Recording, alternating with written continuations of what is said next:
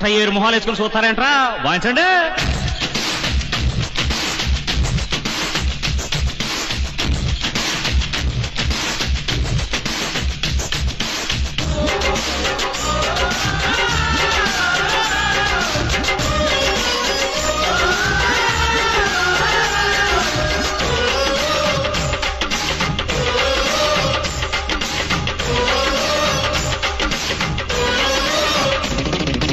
కన్నె పెట్టరు, కన్ను కొట్టరు,